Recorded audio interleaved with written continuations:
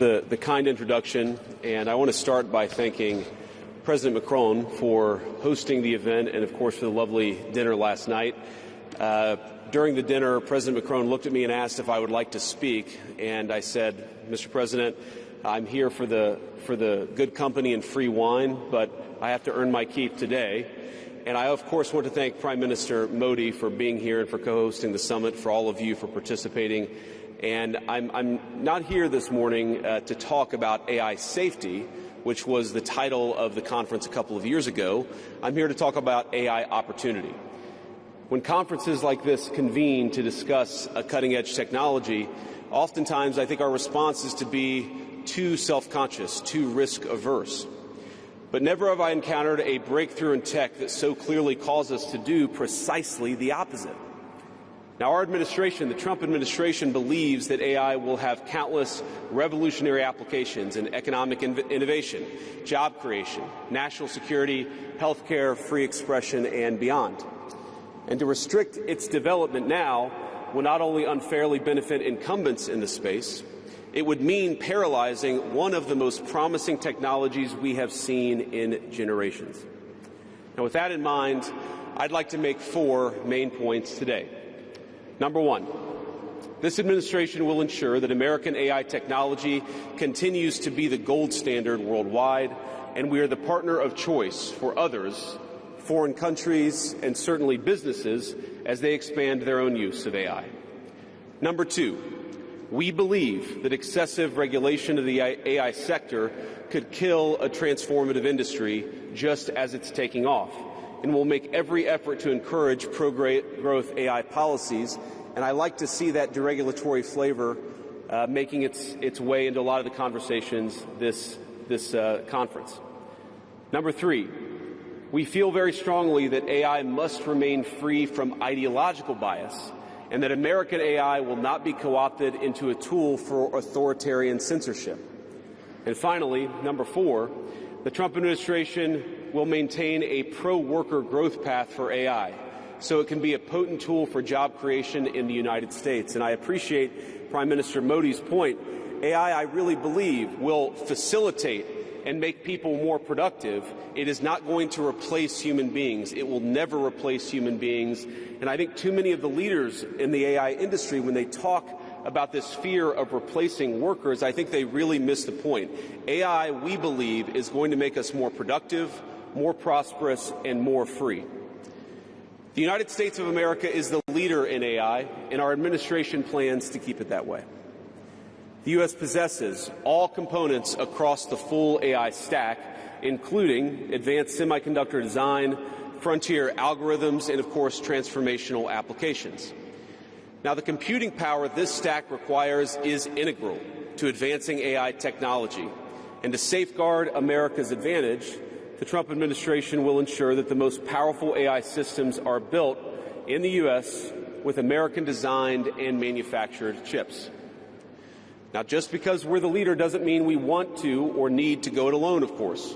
And let me be emphatic about this point. America wants to partner with all of you. And we want to embark on the AI revolution before us with a spirit of openness and collaboration. But to create that kind of trust, we need international regulatory regimes that fosters the creation of AI technology rather than strangles it. And we need our European friends in particular to look to this new frontier with optimism rather than trepidation. Now, the development of cutting-edge AI in the U.S. is no accident. By preserving an open regulatory environment, we've encouraged American innovators to experiment and to make unparalleled R&D investments. Of the $700 billion, give or take, that's estimated to be spent on AI in 2028, over half of it will likely be invested in the United States of America. Now, this administration will not be the one to snuff out the startups and the grad students producing some of the most groundbreaking applications of artificial intelligence. Instead, our laws will keep big tech, little tech, and all other developers on a level playing field. Now, with the President's recent executive order on AI, we're developing an AI action plan that avoids an overly precautionary regulatory regime while ensuring that all Americans benefit from the technology and its transformative potential. Now, we invite your countries to work with us and to follow that model if it makes sense for your nations. However, the Trump administration is troubled by reports that some foreign governments are considering tightening the screws on U.S. tech companies with international footprints. Now, America cannot and will not accept that, and we think it's a terrible mistake, not just for the United States of America, but for your own countries. The U.S. innovators of all sizes already know what it's like to deal with onerous international rules. Many of our most productive tech companies are forced to deal with the EU's Digital Services Act and the massive regulations it created about taking down content and policing so-called misinformation. And of course, we want to ensure the Internet is a safe place, but it is one thing to prevent a predator from preying on a child on the Internet, and it is something quite different to prevent a grown man or woman from accessing an opinion that the government thinks is misinformation. Meanwhile, for smaller firms, navigating the GDPR means paying endless legal compliance costs or otherwise risking massive fines. Now, for some, the easiest way to avoid the dilemma has been to simply block EU users in the first place. Is this really the future that we want? Ladies and gentlemen, I think the answer for all of us should be no. Now, there's no issue where we worry about more than regulation when it comes to energy. And again, I appreciated the comments of so many at the conference because they recognize that we stand now at the frontier of an AI industry that is hungry for reliable power and high-quality semiconductors. Yet too many of our friends are deindustrializing on the one hand and chasing reliable power out of their nations and off their grids with the other. The AI future is not going to be won by hand-wringing about safety. It will be won by building, from reliable power plants to the manufacturing facilities that can produce the chips of the future. Now, at a personal level, what excites me most about AI is that it is grounded in the real and the physical economy. The success of the sector isn't just a matter of smart people sitting in front of a computer screen and coding.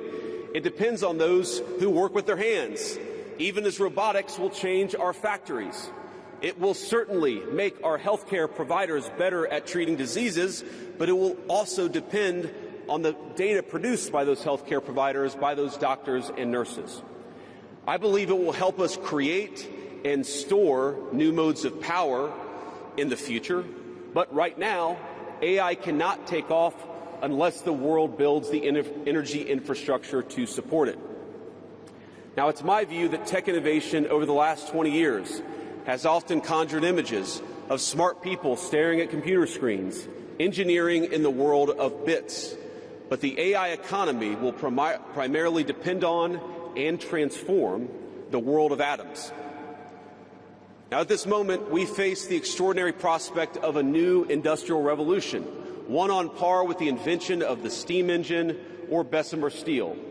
But it will never come to pass if overregulation deters innovators from taking the risks necessary to advance the ball. Nor will it occur if we allow AI to become dominated by massive players looking to use the tech to censor or control users' thoughts. And I'd ask, if you step back a moment and ask yourself, who is most aggressively demanding that we, meaning political leaders gathered here today, do the most aggressive regulation? It is very often the people who already have an incumbent advantage in the market.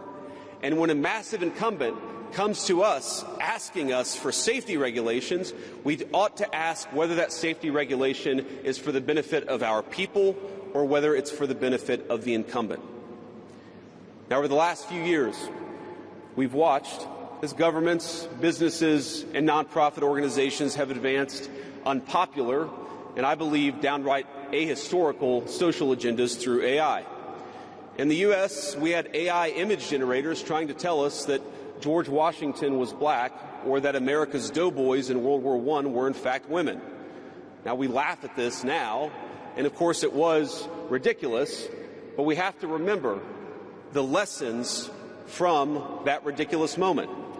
And what we take from it is that the Trump administration will ensure that AI systems developed in America are free from ideological bias and never restrict our citizens' right to free speech. We can trust our people to think, to consume information, to develop their own ideas, and to debate with one another in the open marketplace of ideas.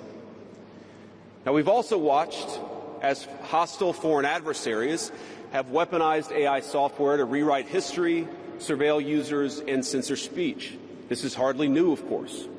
As they do with other tech, some authoritarian regimes have stolen and used AI to strengthen their military, intelligence, and surveillance capabilities, capture foreign data, and create propaganda to undermine other nations' national security. I want to be clear. This administration will block such efforts, full stop. We will safeguard American AI and chip technologies from theft and misuse, work with our allies and partners to strengthen and extend these protections, and close pathways to adversaries attaining AI capabilities that threaten all of our people.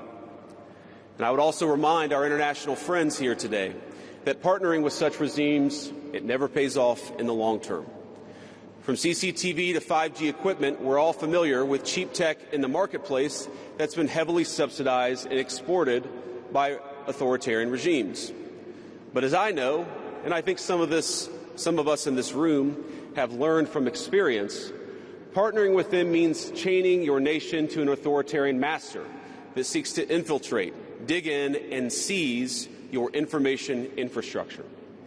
Should a deal seem too good to be true, just remember the old adage that we learned in Silicon Valley: if you aren't paying for the product, you are the product. Finally, this administration wants to be very clear about one last point. We will always center American workers in our AI policy. We refuse to view AI as a purely disruptive technology that will inevitably automate away our labor force.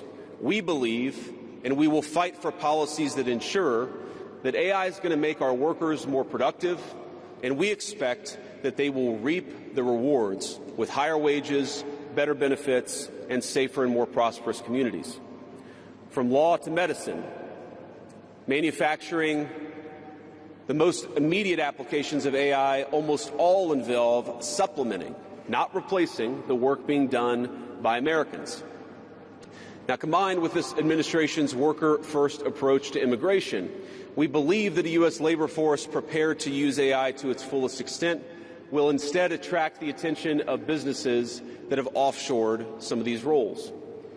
To accomplish this, the administration will make sure that America has the best trained workforce in the world. Our schools will teach students how to manage, how to supervise, and how to interact with AI-enabled tools as they become more and more a part of our everyday lives. And as AI creates new jobs and industries, our government, businesses, and labor organizations have an obligation to work together to empower the workers, not just of the United States, but all over the country, all over the world. To that end, for all major AI policy decisions coming from the federal government, the Trump administration will guarantee American workers a seat at the table, and we're very proud of that. Now, I've taken up enough of your time, so I'd like to close with just a quick story. This is a beautiful country, President Macron, and I know that you're proud of it and should be. And yesterday, as I was touring Les Invalides with General Gravette with my 3 kids, he was kind enough to show me the sword that belonged to America's dearest international friend from our own revolution, of course, the Marquis de Lafayette. He let me hold the sword, but of course he made me put on the white gloves beforehand. And it got me thinking of this country, France, and of course of my own country, and of the beautiful civilization that we have built together with weapons like that saber. Weapons that are dangerous in the wrong hands, but are incredible tools for liberty and prosperity in the right hands. I couldn't help but think of the conference today. If we choose the wrong approach on other things that could be conceived of as dangerous, things like AI, and choose to hold ourselves back, it will alter not only our GDP or the stock market, but the very future of the project that Lafayette and the American founders set off to create. Now, this doesn't mean, of course, that all concerns about safety go out the window, but focus matters. And we must focus now on the opportunity to catch lightning in a bottle, unleash our most brilliant innovators, and use AI to improve the well-being of our nations and their peoples. With great confidence, I can say it is an opportunity that the Trump administration will not squander. And we hope everyone convened here today feels exactly the same. Thank you, and God bless you all. Thank you. Thank you very much for your comments. I would now like